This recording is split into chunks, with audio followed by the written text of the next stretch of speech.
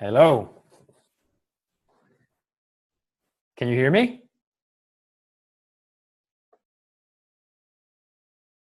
I think I can't. Eh, Oh, I can hear you now. now it's okay. Now it's Now, okay. now it's okay. Yeah. So Yeah. how are you? Okay, you. Yeah, very good. Very good. Nice to meet you. Nice to meet you too. So I guess Eh, you were the lucky one at the webinar from Nina a couple of weeks yes, ago, for right? Chichen Itza. Yes, very good. It was by accident. I was watching maybe few weeks ago. I think it was a History Channel or National Okay. Geographic, something about Aztecs and Mexico, and I saw that. Well, well, it's good. So hey, like we said with Nina, so I've spared 30 minutes, and just happy to go really through any type of topic that you want, whether it's again applying for jobs or any career advice, or so it's your call. Yes, I was thinking just. I think you already heard this question 1,000 times before, but I graduated last year, and my question is how to get a decent or good job with no experience. Hmm. Because now everyone looking for a junior, at least 2 or 3 years of experience, and to know, I don't know, everything. Yeah. So I mean, look, there are a couple of ways that you can look at it. I think firstly, it's you need to have an understanding of exactly what it is that you're looking for. Um, Sometimes there can be perhaps some very good positions that appear to exist, but then the company itself, you know, Yeah. you don't know if there is a good growth potential in that company. So, what I've always advised, people, and it's an advice that was given to me as well, is make sure that you are trying to look firstly for something that you want, where you think that you can develop that, and the company that you want to go to, there's an ample room of development, that they have a Yeah. culture of developing people, that the company is a company that's growing. That's because you want to be with a company that makes money, that is growing, that is booming, Yes, that yes, of creates course. opportunities. And um, and then after that, usually most of these type of companies, they might put whatever amount of years of experience, but in reality what they look for is more the profile of the people, and really about you. For example, when I started my career, same stuff, 5 years experience in this and that. Okay, maybe whatever, I had like 2 3 years, and maybe with my internship years. But at Yeah. the end of the day, once you realize, once you're in, is that some companies are really looking for the profile. And the profile means that perhaps you don't have the skills right now, but you have the profile, and you have the attitude to go out and learn them. And that's really what they're looking for, because most of the times they know that it's going to be difficult to find somebody that has those skills. And more, if you've just graduated and all these jobs that are out there, they're advertising them for all the people that just graduated. Well, I mean, it just tells you, right? I mean, at the end of the day, they're going to end up hiring somebody that perhaps doesn't have that level of experience. But once you go also into the interview, I think that years of experience is just a number. What people are Yes. trying to find out from the years of experience question is more, what practically have you done, and how have you used your knowledge in some way or form. If you've got some practice with it, versus just, well, I've worked here and there for Yes. so that's really more what they're looking for. Um, Then what makes a good CV? What to put in the CV? What not? wow, yeah, that's that can take a. Is it okay to lie a little bit or to be honest? No, 100%. it's always better to be honest, because depending on what you're applying for. I had this experience. I didn't go through it with Nenad, but I had this experience. My brother, actually, he's an electronics engineer, and he used to work for Siemens, and now he's working for Continental. And they do all these software for the cars. and they were hiring also entry-level positions. He's living in Mexico for like some engineers that would know some very specific sort of stuff, and with a, you know, clear sort of way of knowing how to do it.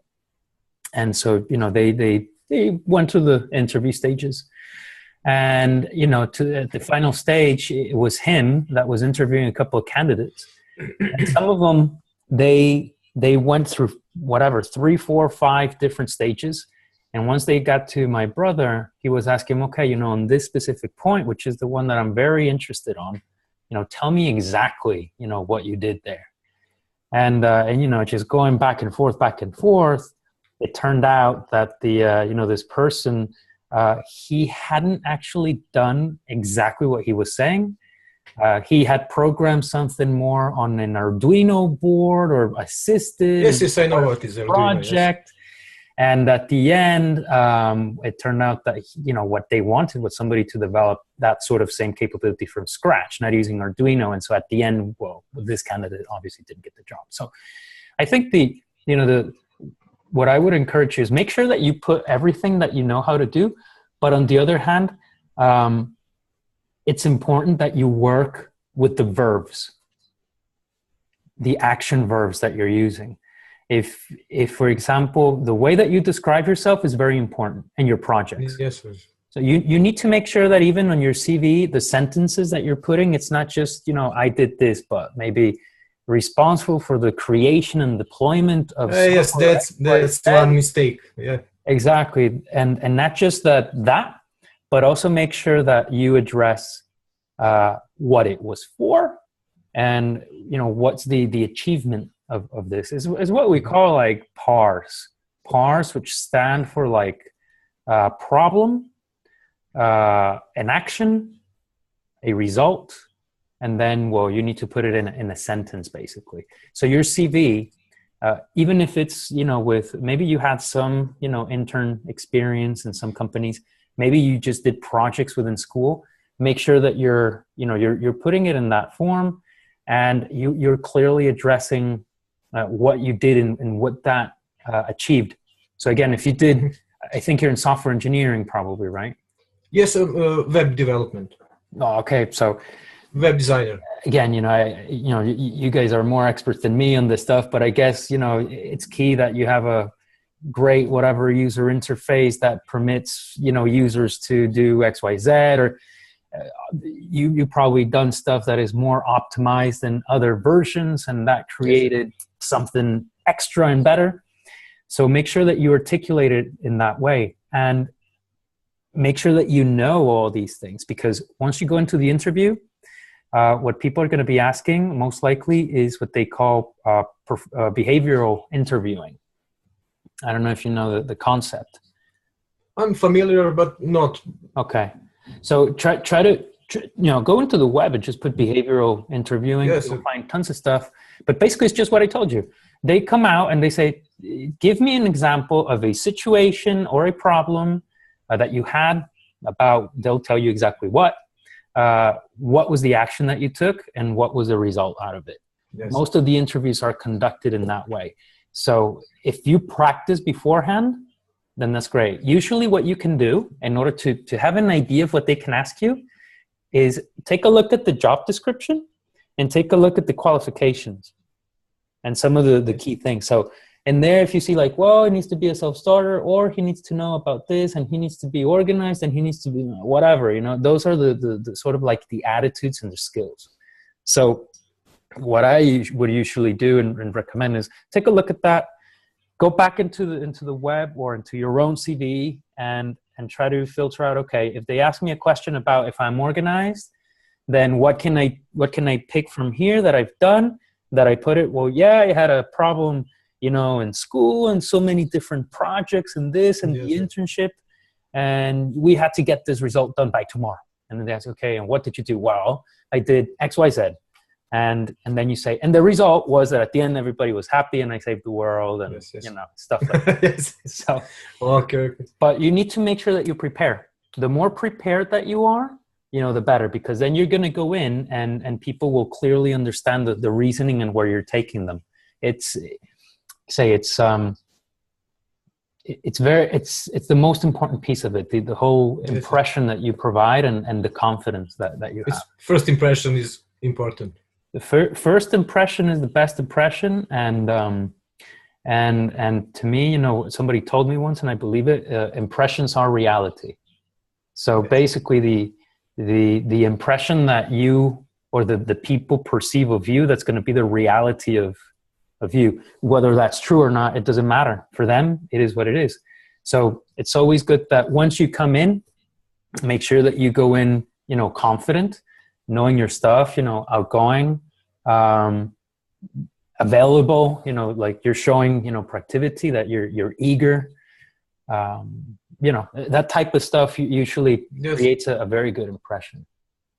Okay. And just one more question I have, because I think I'm a little bit specific case, because I'm 40 years old, and I have experience. I did a job in a casino. I was live game dealer and inspector. I do this job for 12 years. Okay. But I do this job just because of salary. It was a good money, but this is job that I would like to do in IT, web development, and that's why I signed into Carrera school, and I finished, and now I'm looking for a job in IT industry. But with my age, maybe it's a little problem. I don't know. Firstly, congratulations, and I think that you can position this in a lot of different ways. I mean, I'm just like excited hearing you, because I think that what you've done, I can probably count with one hand and maybe 3 fingers the amount of people that I know that have actually done that, you know, a complete career change. And I was working in night shifts, I don't know, till 4 o'clock in the morning, and then at 9 or 10 o'clock I was going to university and college and everything. You have a family as well? Or? Yes, I have a little daughter, 2 years, and a new baby coming now in September. Oh, congratulations. Well, look, you've got an unbelievable story, seriously. And the way that you have to be able to position it, firstly, you have to feel proud of it. You have to, this is a story of, if, you know, somebody asks you like, what is the difficult thing that you've done, or show us how determination or tenacity, it's your story. So, hey, this was difficult. I was working, you know, I'm a father. I've got a daughter. I'm married. I'm working the night shift. I wanted to completely redesign my life and go and, you know, chase my dreams. I want to do job I love. I want to do what I love. And I am 100% passionate and committed, and this is why I did it. And yeah, you know, I'm probably, you know, a bit older than the kids that are coming out. But, you know, it just shows you how determined I am when I want something. And, you know, it's very strong. That's very strong. So I actually, you've got your attributes in the sense that you've already worked for 12 years, right? Maybe it's a complete well, maybe more in some other industries. But it doesn't matter. I mean, because in the casino stuff, you've been working with people, right? Yes. So you work with people. I mean, you understand people, you know how to relate with people. If you work for 12 years in maybe in the same company or in another. Same company. Well, it's because, you know, you had a good attitude and you could work within the workplace. So that's an advantage for you, because a lot of the younger guys that come in, you know, they're going to come in and probably they're going to be sitting on their desk and know there's new millennials. It's like if they don't have their phones, they can't, you know. So for you, it's different. For you, you're more outgoing. You know how to, you know, how to work inside the workplace. You know exactly what you want. You're very responsible because, again, you're married. You have one child, another one on the way. You have a high degree of commitment, and in terms of desire and you know, of wanting somebody to come in. If I was going to be hiring somebody, actually for me, I would say, hey, you know, I think that Mirko really wants this job. He really wants this job, and he's going to give it 150%. So I should play on this card, because in some CVs I hide my age just because. So look, by the way, I don't know how it is in Serbia, but in the rest of the world, you do not have to put your age. You do not have to put your gender. You don't have to put your picture. So in Some companies is wanting age and picture, some of them not, but well, look, it's again, different. I don't know how it is, but I think these days it's you don't have to if you don't Yes. want to. Actually, even in some CVs, they like on when you went to when you attended the courses, university, this that you can actually, there's some flexibility on the dates. I mean, you can actually decide to take the dates out and just put the experiences. You would have to check that locally, but you do not have to put the age, and you do not have to put your picture, right? And because at the end, this is what, again, what good companies want. They're looking for motivated people. They're looking for the profile. They're looking for people that want to grow and that are really, willing to give their best. And then, okay, if it's, whatever, yellow, black, brown, etc., from here, from there, it doesn't really matter. It doesn't really matter. What matters is the person. And that's why, like I mentioned earlier, I think that's sort of like the first step. And on all the companies that you're applying for, try to make sure that you at least, Google them, see what they do. How big are they? Oh, I always do that. Are they headquartered in the US? Are they headquartered, Yes. Most of the times American companies, again, this is the culture. They really like the people. They, that's what they're all about. In other countries, it's a bit different. They're probably more hierarchical or, and so on. But again, it's a good point. You want to, you also want to make sure that you're going into a company that you like, That was, I don't know, maybe some advice from you. Some advice? Yes. Do you have some advice for me? I don't know. I don't have any questions. I had those 3 questions. Okay. Well, look, I think that you've got a great story. I think that you need to be able to sell it. And when you go into these positions, you need to be able to show in a way how much you want this and how much you're committed to it, but really show it, passionately. And, you can actually even say, hey, I really want this stuff. And, you can count on me 100%. This is, I've different situation from other people that perhaps are applying. But again, I'm 110% committed. I've got different responsibilities. I'm at a different stage in my life. I really want this stuff, try to, a lot of people sometimes are shy and they don't say these things. But look, I mean, if you do say them, then again, you're getting more messaging across into the people. And it's a lot about building that relationship within the interview, Yes. If you manage to build that rapport, and again, I think from these 12 years experience that you had working in the other place and working with people, well, you can sort of sense how people are. So yes. I would recommend you to do that, prepare very well. Look at all the extreme positives that you have and make sure that you're using them as examples eventually for that interview. And once you're there, try to make sure that you're building that relationship and that interaction with the person in front of you. Okay. And I think, well, I mean, what else can I say? Again, I think you've got a wonderful story. It's just make sure that, before you go into the interview, and I think I mentioned this in the webinar, make sure that you investigate these companies, you investigate exactly what they're trying to do. Maybe, like you said, if there are people that are already working there that or that you can get in touch with them, hey, just say, hey, let's go have a beer, and however you say in Serbian, a pivo in Polish. Pivo, there you go. Pivo. And hey, I mean, they'll tell you exactly how it is, how this. I mean, at the end of the day, it's all good information. Yes, information are very important. Yeah, and I'm pretty sure that when you're looking at these jobs, what they're asking for, I mean, you probably have the skills for them, right? It's just it's 2 years or 3. Don't worry about that. Don't worry. And at the end of the day, it says 2 years experience. You say, hey, well, I've actually working. I've got 12 years experience. Yes. So it's not the same job, but it's some kind of experience. I've been working, and I've been working with people, and I've been responsible for whatever XYZ. So I've got experience now. This is a new adventure for me. Yes, of course. Yeah. So thank you for your time, and I don't know. That's all from me. All I want to know. Okay. Well, hey, no problem at all, and happy to help. If you get stuck in anything, you've got my email.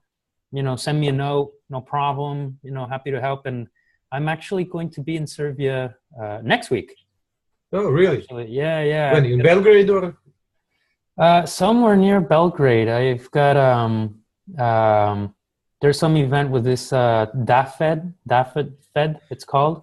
It's some association. I think that Nenad is also sort of like Nenad is in DAFED, yes. Yeah, and so I'm gonna go give a talk actually on the 14th.